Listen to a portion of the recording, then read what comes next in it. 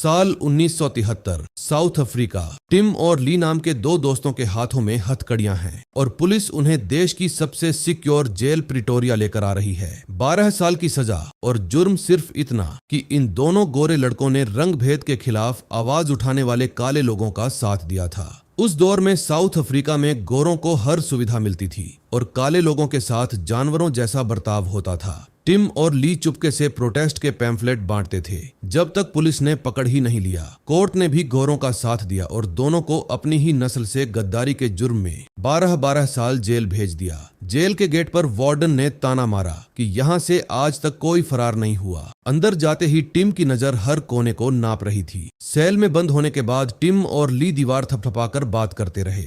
अगली सुबह नाश्ते में टिम ने देखा कि कैदी दो रंगों में बंटे हैं, नीले कपड़े वाले हत्यारे, चोर और रेपिस्ट, और ग्रे कपड़े वाले सरकार के खिलाफ प्रोटेस्ट करने वाले लोग। एक बूढ़े कैदी ने टिम को सही टेबल पर बैठाया और चेताया कि यहाँ प्रोटेस्टरों के साथ सबसे बुरा सलूक होता है। उसी वक्त गार्ड मार्क ने एक मामूली गलती पर ब्लैक क्लीनर की बेरहमी से पिटाई कर दी, सिर्फ इसीलिए कि वो काला था। यह देख ग्रे कपड़ों वाले कैदियों का खून खौल उठा और टिम को अंदाजा हो गया कि यह जेल प्रोटेस्टरों के लिए कितनी खतरनाक है।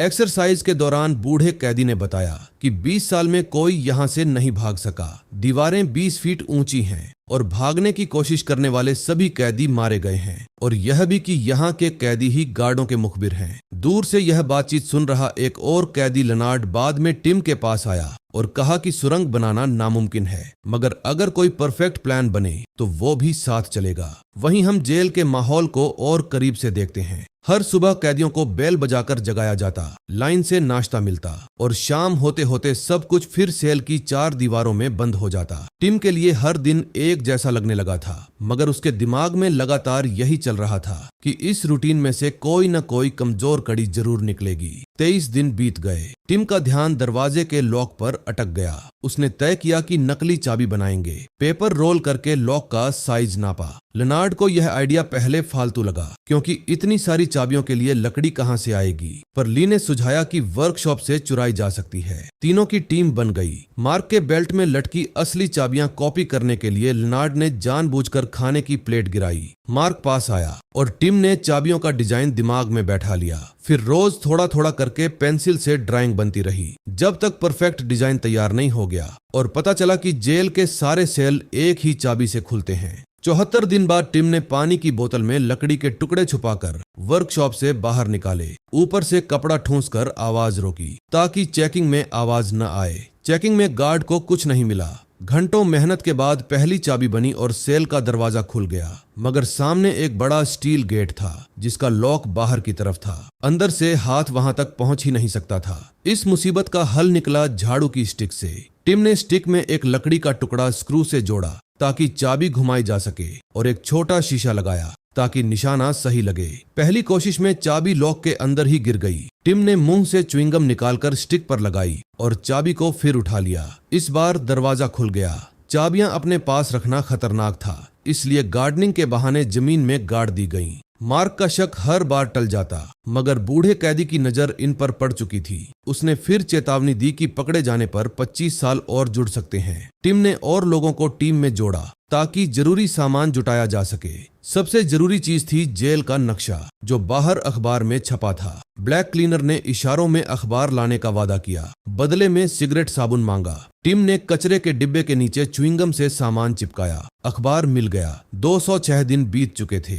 मगर कुछ दिनों बाद मार्क ने बेरहमी से बताया कि उस क्लीनर को सामान पहुंचाने की सजा में फांसी दे दी गई और उसे तड़पते देखकर मजा भी आया। टिम का खून खौल उठा, मगर वो जानता था कि अब लड़ाई करके अपना प्लान खराब नहीं करना। एक रात तीनों आगे बढ़े। टिम के पसीने की बूंदें टपकती रहीं। एक गार्ड की आवाज सुनकर अलमारी में छुप गए। लेनार्ड की उंगलियों से दरवाजा थामने वाला स्क्रू फिसल गया। दरवाजा थोड़ा खुला, मगर गार्ड का ध्यान नहीं गया। आगे का स्टील गेट चाबी से आसानी से खुल गया। ऊपर सेल में तकियों पर कंबल ढके हुए थे, इसलिए किसी को शक नहीं हुआ।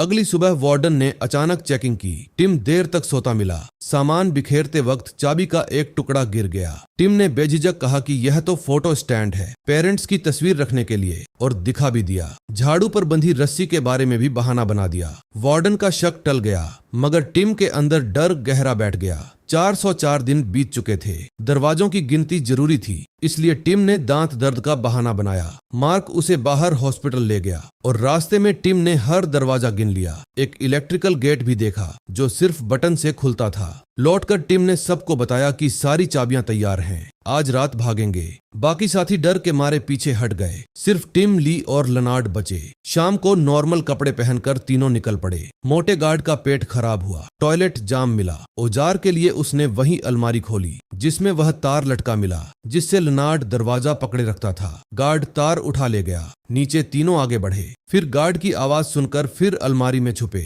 मगर इस बार पकड़ने का तार गायब था। टिम ने उंगलियों से स्क्रू पकड़कर बमुश्किल दरवाजा थामा रखा। गार्ड पास आ ही रहा था कि ऊपर बूढ़े कैदी ने अपनी लाइट तोड़कर जोर से चिल्लाना शुरू कर दिया। गार्ड का ध्यान भटक गया, वो ऊपर चला गया और तीनों बाल बाल बच गए। आगे बढ़ते हुए इलेक्ट्रिकल गेट तक पहुंचे। बूढ़े कैदी की चीख की वजह से मोटा गार्ड अपना रूम छोड़ गया था, इसलिए लेनार्ड ने जाकर बटन दबा दिया और गेट खुल गया। आखिरी दरवाजे के पीछे जेल का मेन गेट खुला नजर आया। आजादी बस कुछ कदम दूर थी, मगर जितनी भी चाबियां टिम ने बनाई थीं, कोई भी आखिरी लॉक में फिट नहीं हुई। उम्मीद टूटने लगी। टिम ने वापस लौटने को कहा, मगर इतने करीब आकर लेनार्ड अब रुकने को तैयार नहीं था। उसने छेनी से लकड़ी के फ्रेम पर वार करना शुरू कर दिया। आवाज पूरी जेल में गूंजी। डर के मारे टिम कॉरिडोर तक गया जांचने की आवाज कहां तक पहुंच रही है, मगर लौटकर देखा कि लॉक लगभग बाहर आ चुका है। उसने रोकने के बजाय कहा, काम जारी रखो। कुछ वार और लगे और लॉक टूट गया।